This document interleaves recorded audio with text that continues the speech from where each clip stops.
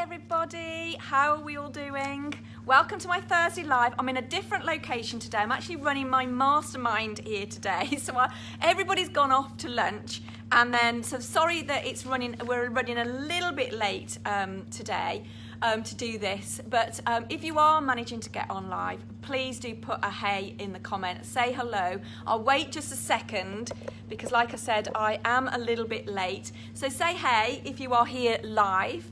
And right, I can see a couple of you coming in, and we are doing the top 5 money blocks today and how you can overcome them. So this is going to be super quick.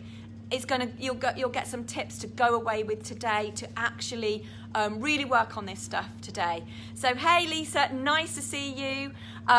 If you're catching up on replay, I know a lot of you catch up on replay. Please still put #replay so I can catch up with you later on. So like I said, I'm running my mastermind day today. They've all just left the room. We've got the big TV up on that side, and they're all now tucking into their lunch as I do this.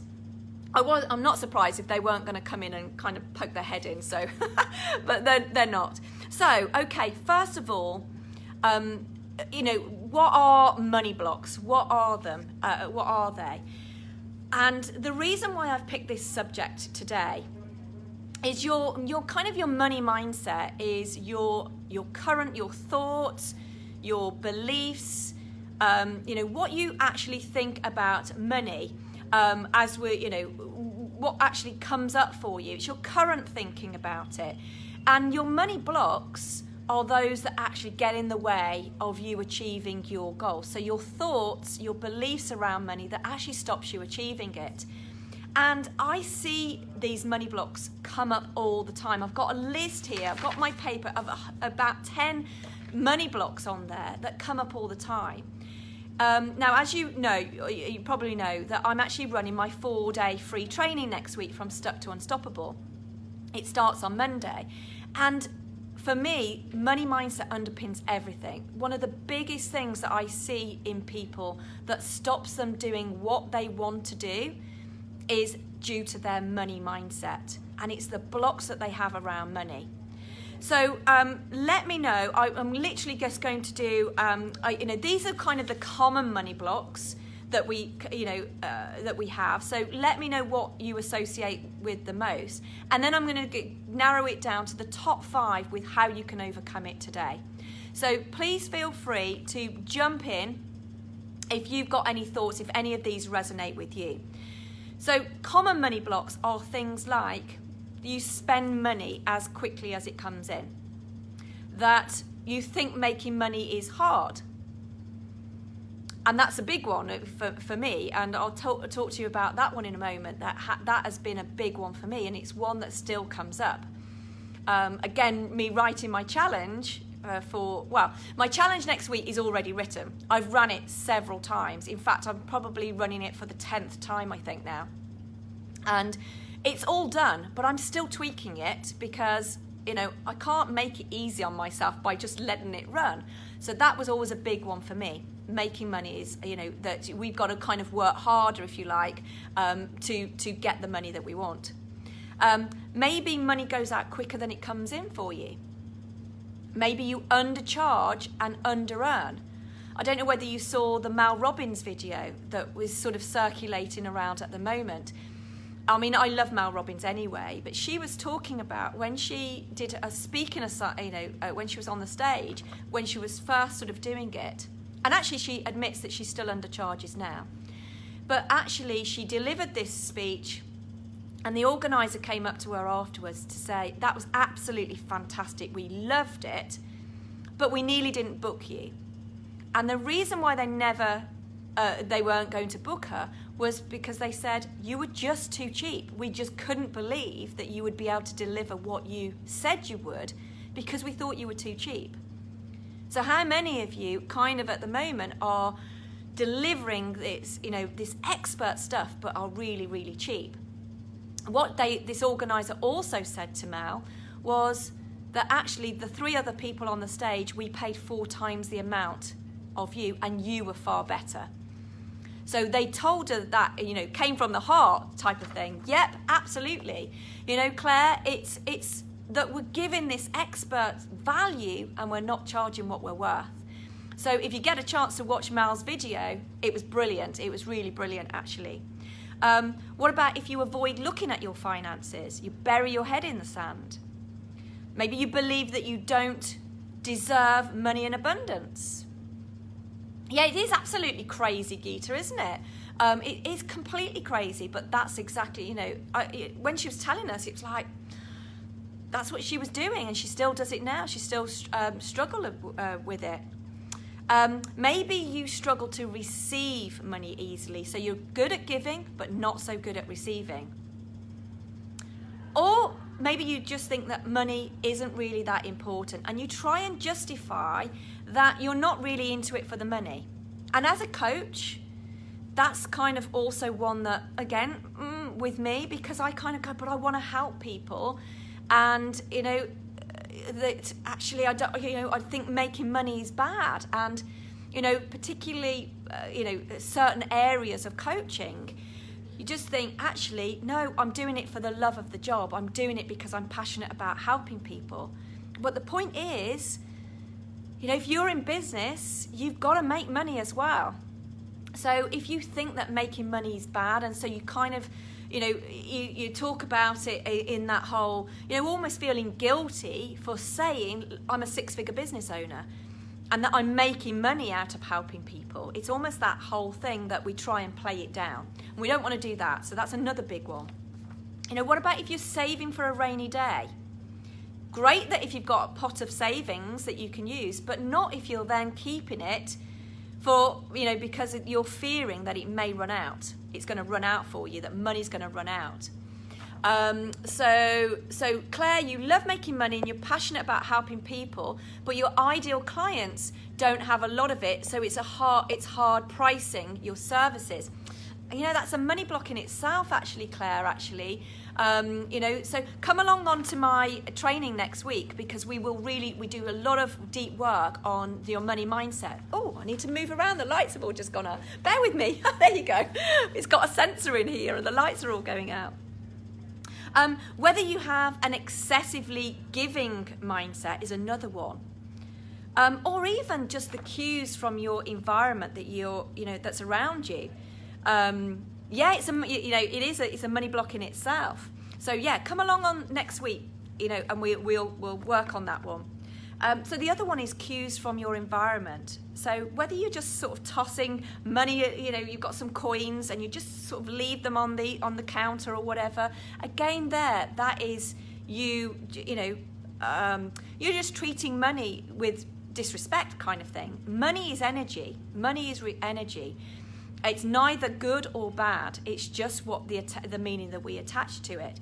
But if we're actually, kind of just chucking that money away, or whether you've got like poorly organised receipts, or your purse is crammed full of paper, for instance, then again, that could be a sign as well of a money block. So let me just go through some of the top 5 money blocks that have come up for the clients that I deal with.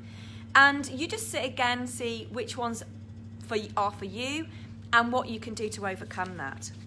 So number 1 is you think making money is hard. And this one is the block that people from, it really blocks your abundance mindset, because you think you're making everything harder than it really needs to do.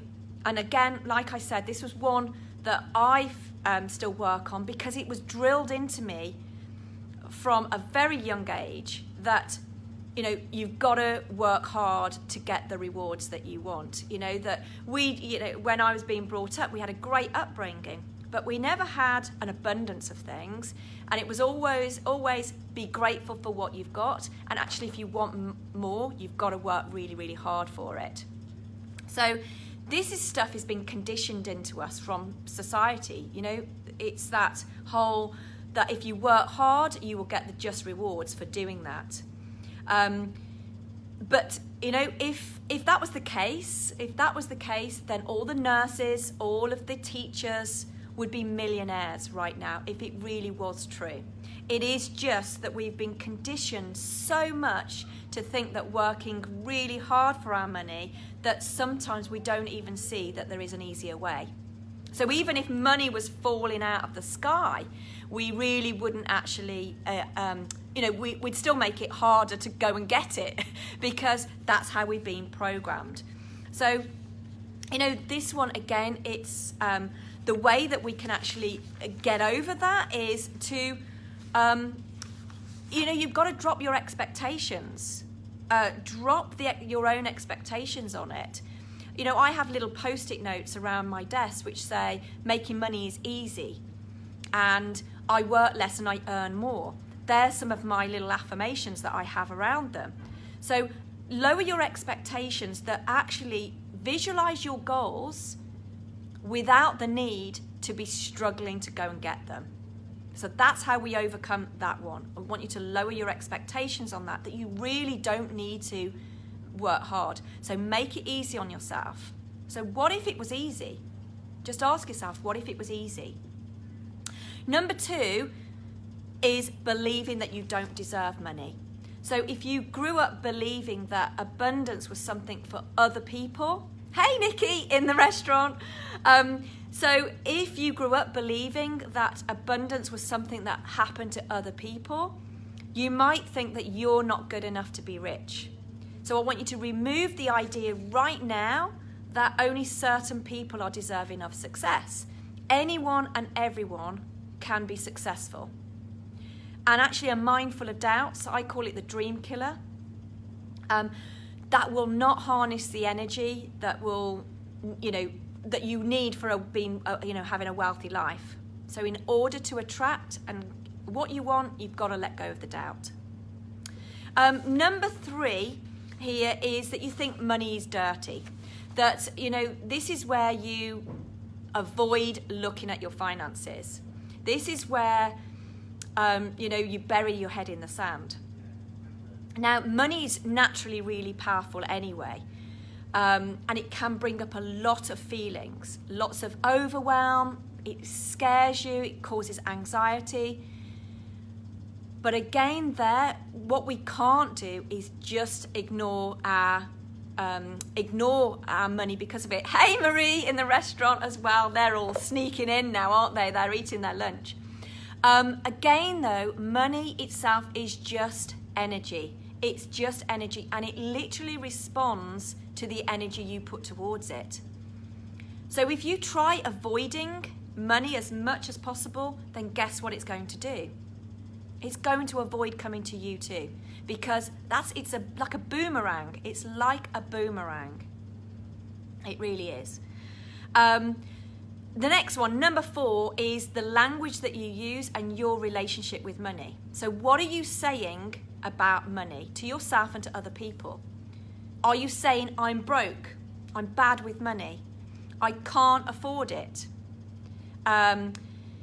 Because if we keep saying these things to ourselves, we are continuing to tell our unconscious mind that that's the truth, and it's not the truth.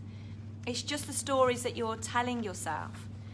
So instead of saying, I can't afford that, say, how can I afford that? Just flip your language around slightly, because then the way your brain works is it will go looking for all of these creative ways for you to be able to afford that.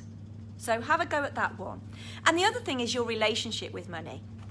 Again, if we're treating it with disdain, if we're kind of saying, oh, money, you're always letting me down, you're never there for me, 1 minute you're up and the next minute I haven't got any of you. If you are actually doing that, then that's where, we've got to change. Oh, I've got off again. Hang on. Then we've got to change the relationship with money. You've got to get cozy with your money again. You've got to fall in love with it. Flirt with it. Treat it like you're on a date with it. Tell money you love it. Tell money you love it. Yeah, sorry, the lights just keep going off, don't they? To do that. So literally, get flirty with your money again. Love it again. Love your money. Treat it like a date. Okay, and the last one is when you are way too attached to the outcome. You're way too attached to the outcome. So when you are attached to the outcome, you're not enjoying the journey, and you're coming from a place of need. You know, you're too attached to it. And this is where you focus on not having that, that very thing. You know, that is where you are literally focusing on the things that you haven't got yet. And actually, one, it makes you blinking miserable along the way, but also it feeds that fear, anxiety, and it's the very thing that will push money away from you. You know, so we really do need to detach from the outcome. We need to be okay whether we have it or don't have it. Okay, so they are my 5 top money blocks with the ways that you can overcome them. Hope you've enjoyed that. Please do let me know what your biggest ahas were today and what you found the most useful. And please, before you go, if you've not signed up for the From Stuck to Unstoppable 4-day free training next week, please do so. We start on Monday. I'll be opening the group tomorrow, so get yourself in there. It's a great week anyway. We've got a fantastic bunch of ladies already signed up, so come and join in, and we will be blasting your money blocks next week, as well as you gaining clarity. Get clarity and focus, getting rid of your limiting beliefs, stepping into your confidence, and blasting those money blocks. Oh, so the boomerang thing was a light bulb moment. Brilliant. Great. Look forward to you seeing you all next week. Have a great rest of your day. I'm going off to have some lunch with these lovely ladies now, and I will see you all on Monday. Have a great day, guys. See you. Bye.